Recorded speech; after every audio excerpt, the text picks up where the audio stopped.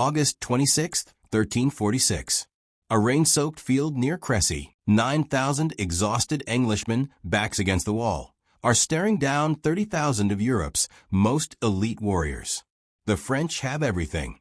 3-to-1 numerical advantage. 12,000 armored knights on war horses. Kings, princes, and dukes from across Christendom. They're so certain of victory that French nobles are literally placing bets on who gets to personally capture the English king.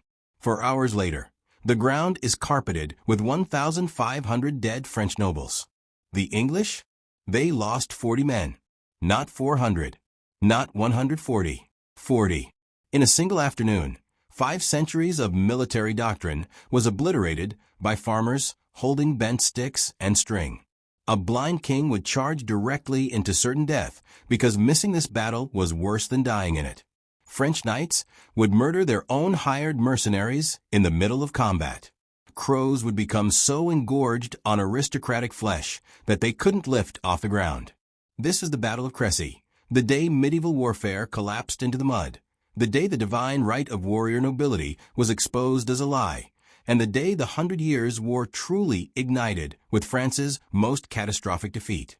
By the end of this video, you'll understand exactly how a weapon costing 10 shillings destroyed armor worth £1,000, why French commanders slaughtered their own troops mid-battle, and how one blind king's suicide charge became the most legendary death in military history. Let me paint you the scene of this impending massacre. Edward III of England has just finished torching his way through Normandy with roughly 15,000 soldiers, claiming France's throne through his mother's bloodline. For weeks, he's been conducting what the French call a chevauchée, essentially state-sponsored terrorism, burning villages, slaughtering livestock, destroying crops. It's not just military strategy. It's a public humiliation campaign designed to prove that King Philip VI can't even protect his own people.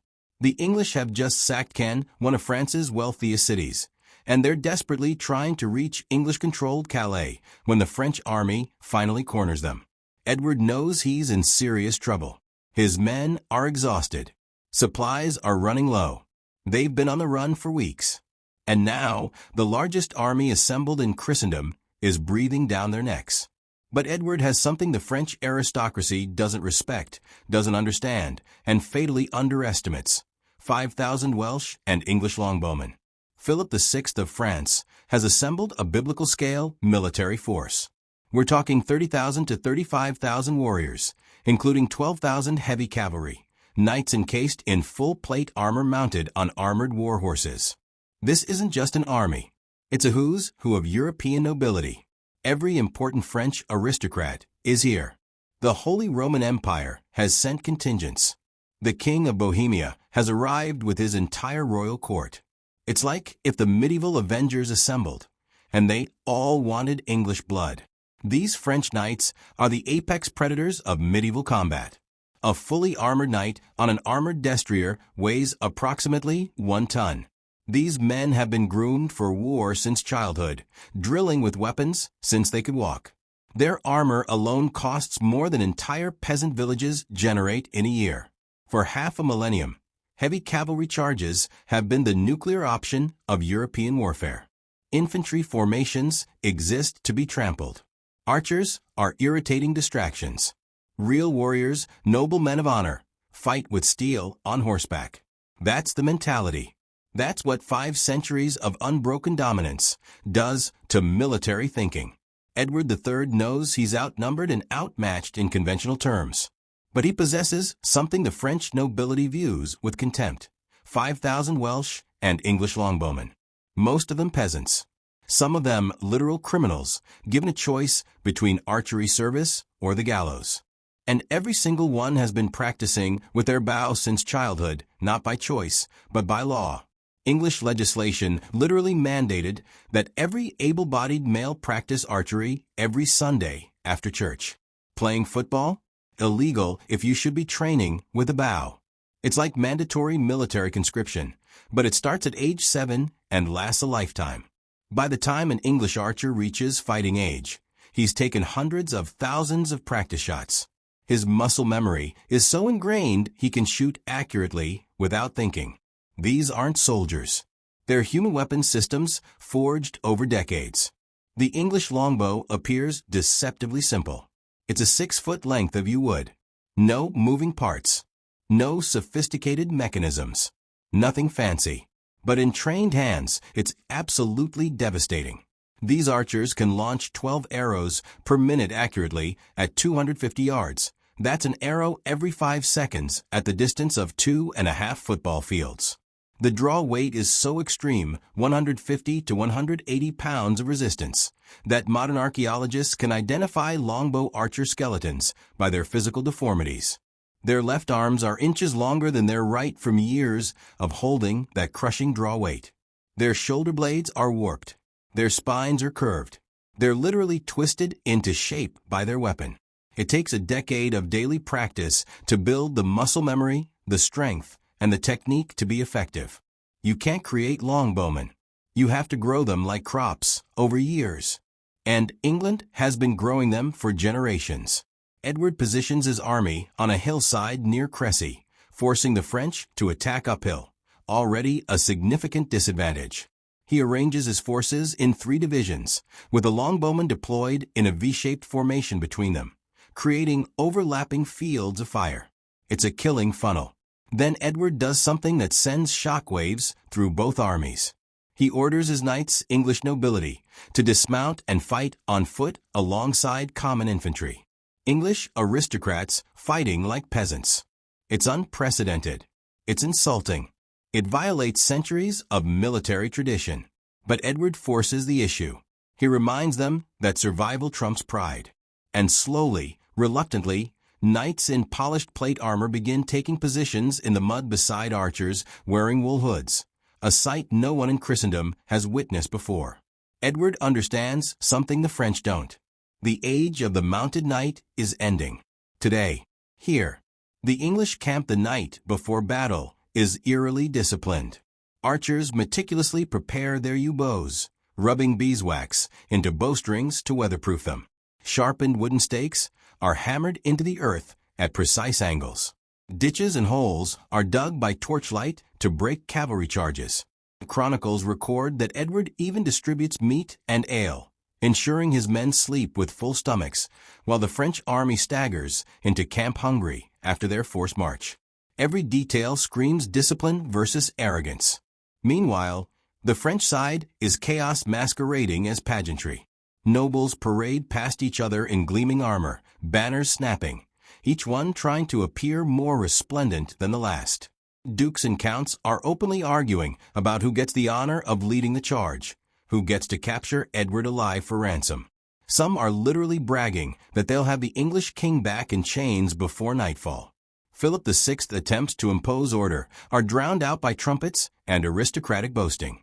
The army looks less like a disciplined military force and more like a tournament that's descended into madness. Philip VI army reaches Crécy around 4 p.m., exhausted from the long march. The tactically sound decision would be to rest and attack at dawn. Philip actually orders a halt. But French nobility doesn't do patient. They see the English on that hill, outnumbered, exhausted, far from home, and they smell glory. Every noble wants to be the man who kills or captures Edward III. By mid-afternoon, dark clouds gather. A sudden, violent rainstorm drenches the field. French knights laugh confidently. Their plate armor will protect them from a little rain. But for missile troops, this storm means something very different. The English calmly unstring their bows and tuck the strings under their helmets and inside their cloaks, keeping them dry. The Genoese crossbowmen have no such precaution. Their bowstrings stretch and sag, becoming nearly useless against the taut yew of the longbow. A tiny detail, a few minutes of foresight. It will decide the fate of thousands. When Philip VI finally arrives at the field and sees the English calmly arrayed on their hill, banners fluttering, lines tight, ready, he orders his army to wait until the next day. But knights don't wait. Behind him, counts and dukes surge forward, shouting that the day is wasting and glory is slipping through their fingers. The French army is no longer an army. It's a mob of impatient aristocrats who refuse to let discipline interfere with vanity. The Battle of Crécy has begun, not with strategy or tactical planning, but with pride exploding completely out of control. First come the Genoese crossbowmen, approximately 5,000 of them, the best mercenary missile troops money can buy. But there's a critical problem. Their pavises, large shields they hide behind while reloading, are still with the baggage train miles behind. Plus, their crossbow strings are wet and stretched from the rainstorm, drastically reducing their effective range. The Genoese advance, reaching effective range around 150 yards, and fire a volley. Most bolts fall pathetically short. Then the English respond. 5,000 longbows release simultaneously. Witnesses describe the sound as like thunder rolling across the earth. The sky literally darkens with arrows. Each archer is launching 12 per minute. That's 60,000 arrows per minute raining down on the Genoese position. The Genoese have no shields, no cover, and their crossbows require 30 seconds to reload versus 5 seconds for a longbow. They're not fighting. They're being systematically erased from existence. Within minutes, hundreds of Genoese are dead or wounded. They break and run, streaming back toward French lines in panic. And here's where it becomes absolutely insane. The Count d'Alençon, seeing the Genoese retreating, screams, "Kill me, this rabble that blocks our way." The French knights charge into their own crossbowmen, deliberately trampling and cutting them down.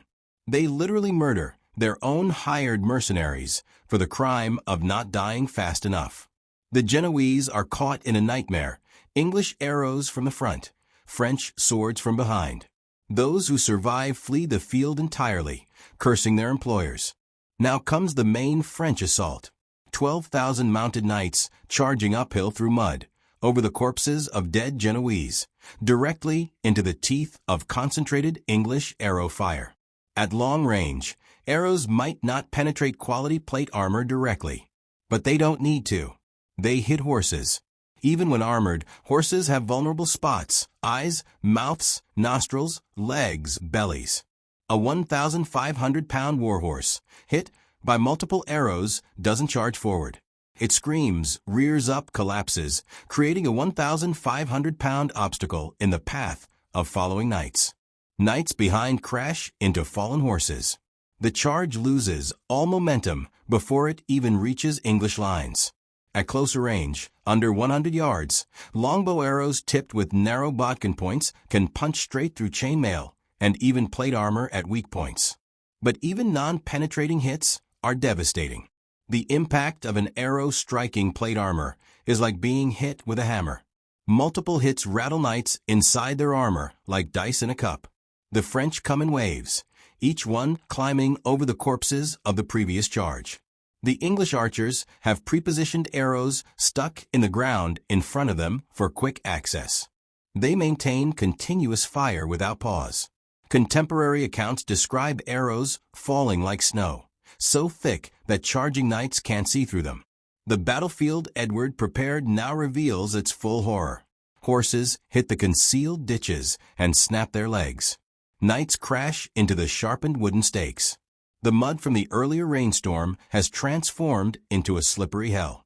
Dismounted knights, wearing 60 pounds of armor, can barely move. They're not warriors anymore. They're stationary targets struggling to stand upright. And here's the detail that perfectly captures the systematic brutality of this battle. English archers run out of arrows multiple times. You know what they do? They sprint forward into the killing field, yank arrows out of dead and dying French knights, sometimes while they're still screaming, and fire them back at the next wave. The French are literally being killed with their own recycled suffering. Now enters King John of Bohemia with what becomes the most legendary death in medieval history. John has been blind for a decade, but he came to fight anyway. When he hears the battle is lost, when his advisors beg him to retreat, he allegedly declares the King of Bohemia does not flee from battle. He's 50 years old, completely blind, and he knows this charge will kill him. But the alternative, running away, is worse than death. He orders his knights to tie their horses' reins to his, so they can lead him into combat. He wants to strike at least one blow with his sword before dying. This blind, 50-year-old king charges directly into the English lines, swinging his sword at sounds and shadows and screams. He and all his attached knights are killed almost immediately. When they find his body the next morning, he's still tied to his dead companions, his blind eyes open, his sword still gripped in his hand. He achieved his wish. He struck an enemy before dying. Edward III's son, the Black Prince, is so profoundly moved by this display of courage that he takes John's personal emblem, 3 ostrich feathers with the motto, Ich dien, I serve, which remains the symbol of the Prince of Wales to this very day. As the sun sets, the French have charged 16 separate times. 16 waves of nobility, throwing themselves into the meat grinder. Philip VI himself charges with the final wave. His horse is killed underneath him. An arrow goes clean through his jaw. His personal bodyguard has to physically drag the king from the battlefield as he fights to return to the slaughter. The sacred oriflamme, the battle banner of France that supposedly guarantees victory, is abandoned in the mud, trampled into the blood and filth. As darkness falls, the English can't believe they've won. They stay in defensive position all night, killing any wounded French soldiers who move. English peasant archers are literally beating French nobles to death with wooden clubs. When dawn breaks on August 27th, the true scale of the massacre becomes clear. The cream of French nobility lies dead in the mud. The Count of Flanders, the Count of Blois, the Duke of Lorraine. The list goes on and on.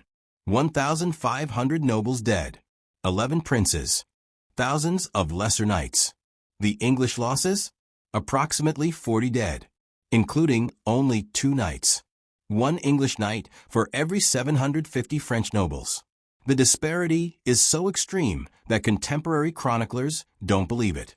Some claim divine intervention, but the reality is simpler and more terrifying. The longbow has made heavy cavalry obsolete in a single afternoon. But here's the truly devastating part. It isn't just the deaths. It's who died. Medieval warfare usually operates on ransom. It's a gentleman's agreement. You don't kill people worth money. But at Crécy, the English archers, common men with no understanding of or respect for chivalry codes, simply kill everyone. They put arrows through the faces of dukes and counts, without knowing or caring who they are. The psychological impact on European nobility is absolutely shattering. For 500 years, being a knight meant being militarily superior. Your noble blood, blessed by God himself, made you inherently better at war than commoners. Crécy proves that a Welsh peasant with a bent stick can kill you just as dead as another knight. That military superiority doesn't come from bloodlines, but from technology and tactics. The entire social order of medieval Europe is challenged. If peasants can kill princes, what justifies the feudal system? Crécy doesn't just kill French nobles. It kills the idea that noble blood means military dominance. It's an ideological earthquake. The aftermath is grotesque beyond description. So many nobles died that there aren't enough people of appropriate rank to bury them properly. Bodies lie rotting in the sun for days. Crows and wolves feast on princely flesh. The birds become so engorged that they literally cannot fly. They hop from corpse to corpse, too bloated to take wing. Local peasants loot noble corpses, finding enough wealth on individual bodies to transform their entire lives. The English army, exhausted and shocked by their own victory, continues their march to Calais. They leave behind a field so thick with noble corpses that locals rename it the Field of the Cloth of Gold for all the expensive clothing on the dead. France goes into collective shock. The loss of so many nobles in one day creates a massive power vacuum. Entire regions lose their lords simultaneously. Administrative systems collapse. The French military has to be completely restructured from the ground up. They start desperately hiring more crossbowmen, building their own archer corps, and most humiliatingly, copying English tactics of dismounting knights to fight on foot. The battle creates an entirely new kind of warfare. The dominance of the longbow means battles become longer-range affairs. The age of glorious cavalry charges is over. Wars become about positioning, preparation, terrain, and firepower rather than courage and sword skill. But France doesn't learn the lesson immediately. 10 years later at Poitiers, they do the exact same thing, charge English archers positioned on a hill, with the exact same catastrophic result. Pride and tradition are hard to overcome, even in the face of repeated disaster. The English longbowmen become the most feared troops in Europe for decades. But here's the ironic twist. The longbow's dominance is temporary. It requires a lifetime of training to use effectively. When gunpowder weapons arrive, which any peasant can learn to use in a day, the longbow becomes obsolete too. The weapon that killed chivalry is itself killed by technological progress. The implications of Crécy rippled outward for generations. English confidence soared to unprecedented heights. Edward III's claim to the French throne suddenly didn't seem quite so absurd. English military doctrine was revolutionized overnight. The longbow became the centerpiece of English strategy. Meanwhile, French military leadership descended into recrimination and finger-pointing. The entire French military system had been exposed as obsolete. Their tactics were outdated. Their command structure was broken. But admitting this meant admitting that centuries of tradition were wrong, that the nobility's claim to military supremacy was hollow. The battle also transformed the economics of warfare. Traditionally, war could be profitable through ransom. But Crécy produced almost no ransoms. The English archers had killed everyone indiscriminately. This changed the calculus of medieval warfare. War became more total, more brutal, less bound by the old codes of conduct. The political ramifications were equally profound. France lost not just soldiers at Crécy, but leadership. 11 princes dead. Countless counts, dukes, and barons gone. These weren't just military commanders, they were the administrators of the French state. Their sudden absence created chaos that took years to resolve. The Black Death, which would arrive just 2 years later in 1348, would compound these problems catastrophically. The psychological trauma of Crécy cannot be overstated. For French nobility, it was an existential crisis. Their entire worldview had been built on the assumption of military superiority through noble birth and knightly training. Crécy proved that assumption false in the most brutal way possible. How do you maintain faith in divine right when God allows peasants to slaughter princes? These questions haunted French nobility for generations. The cultural impact spread through art, literature, and historical memory. The blind King John of Bohemia became a legendary figure. His death recounted in poems and songs across Europe. His choice to die with honor rather than flee in shame became the ideal of chivalric behavior, even as the very concept of chivalry was dying on fields like Crécy. The technological lessons of Crécy were clear but difficult to implement. Everyone could see that massed longbow fire was devastatingly effective. But creating longbow armies required long-term investment that most kingdoms couldn't make. England had built this system over generations. Other nations couldn't replicate it quickly. The battle also highlighted the importance of defensive positioning and terrain. Edward's choice of ground at Crécy was masterful. Future commanders studied this battle and learned that preparation and position could overcome numerical superiority. There were tactical innovations on display at Crécy that would influence warfare for centuries. The use of dismounted knights as heavy infantry proved effective. This combined arms approach, using different types of troops in coordinated fashion, became the model for effective medieval armies. The propaganda value of Crécy was immense. Edward III used the victory to legitimize his claim to the French throne. He commissioned chronicles, poems, and artistic works celebrating the battle. The battle became a founding myth of English military prowess. For France, Crécy became a wound that wouldn't heal. It was the first in a series of catastrophic defeats that would define the 100 Years' War. After Crécy came Poitiers in 1356, where the French made the same mistakes. Then came Agincourt in 1415, another devastating arrow storm. Each defeat reinforced the lesson of Crécy, but also made it harder for French pride to accept. The answer, ultimately, was that the French had to fundamentally change how they thought about warfare. They had to abandon their attachment to heavy cavalry charges. They had to embrace combined arms tactics. These changes came slowly, painfully, through repeated defeats and humiliations. But eventually, by the end of the 100 Years' War, France had transformed itself militarily. The lessons of Crécy, purchased at such terrible cost, were finally learned. The English longbow remained dominant for decades after Crécy, but its supremacy was always fragile. Against enemies who learned from Crécy's lessons, the longbow was less devastating. And as gunpowder weapons improved, the longbow's advantages disappeared. By the late 15th century, longbows were becoming obsolete, replaced by firearms. But the broader lessons of Crécy endured. Technology matters more than tradition. Tactics trump courage. Preparation beats improvisation. Combined arms beat single-dimension forces. These principles, demonstrated so dramatically on that muddy field in 1346, became foundational to modern military thinking. Every military academy studies Crécy. The human cost of Crécy is almost impossible to comprehend. 1,500 nobles dead means thousands of families destroyed. Each dead nobleman left behind widows, children, relatives, retainers, all dependent on him for their livelihood. Estates fell into disputed succession. Children were orphaned. The social fabric of French nobility was shredded in 4 hours of combat. The survivors of Crécy carried psychological scars for life. French knights who lived through the battle never forgot the sound of arrows darkening the sky, the screams of horses, the sight of friends dying in the mud. The English archers who killed so many men in such a short time also carried burdens. They had done something unprecedented, something that changed the world.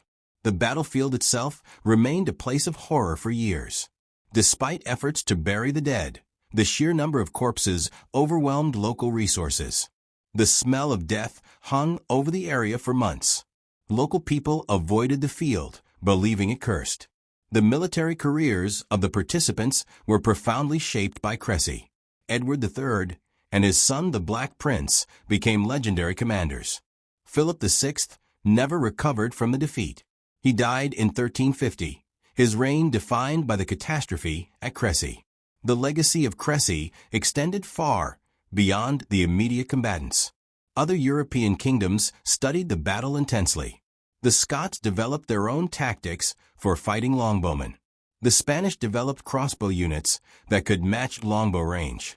Every military power in Europe adjusted their strategies based on what happened at Crécy. Even as we tell this story centuries later, certain images from Crécy remain haunting and unforgettable. The blind king charging into death, tied to his companions, swinging his sword at shadows. The sky darkening with arrows, so many that they blot out the sun. Knights in expensive armor, dying face down in the mud. Crows so fat on noble flesh that they can't fly. English archers pulling arrows from corpses to fire again. French knights trampling their own mercenaries in their rush to glory. These images capture something essential about medieval warfare, about human courage and human folly. The arithmetic of Crécy is staggering no matter how many times you encounter it. 40 English dead versus 1,500 French nobles. 1 English casualty for every 38 French nobles killed. The most lopsided major battle in medieval history. The answer lies in the perfect combination of preparation, technology, tactics, and enemy mistakes. Edward did everything right. Philip did everything wrong. The English were disciplined, prepared, positioned, and armed with a devastating weapon they knew how to use. The French were disorganized, impulsive, fighting uphill into prepared defenses with tactics that had been obsolete before the battle even began. The personal stories emerging from Crécy are countless.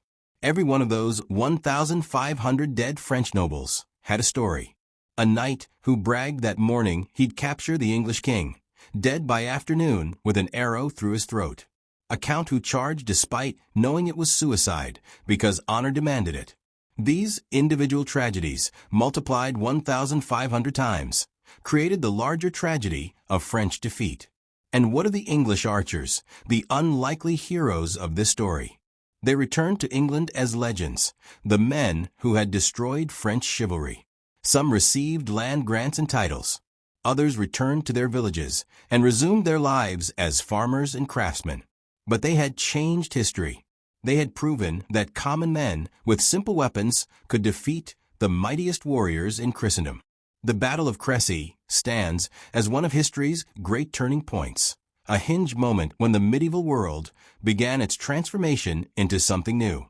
It didn't happen all at once. The changes Crécy represented took decades and centuries to fully manifest. But looking back, we can see this battle as emblematic of a larger shift. From a world ordered by birth and tradition to one ordered by capability and innovation. From warfare dominated by individual champions to warfare dominated by mass formations and firepower. From societies that looked backward to ancient glories to societies that looked forward to new possibilities. Today, a small, weathered monument marks the field at Crécy. Tour buses rarely stop. Most people have never heard of it. But on August 26, 1346, on that muddy slope in northern France, the medieval world ended. 500 years of military tradition. The entire concept of warrior nobility. The romance of knightly combat. The divine right of aristocratic rule. All of it died in an afternoon. Killed by commoners with bent sticks and string. The English didn't just win a battle at Crécy. They proved that courage couldn't beat mathematics. That nobility couldn't stop physics. That the age of the knight was ending. The French lost more than nobles that day. They lost their entire understanding of how the world worked. And all it took was 5,000 peasants who practiced archery every Sunday after church.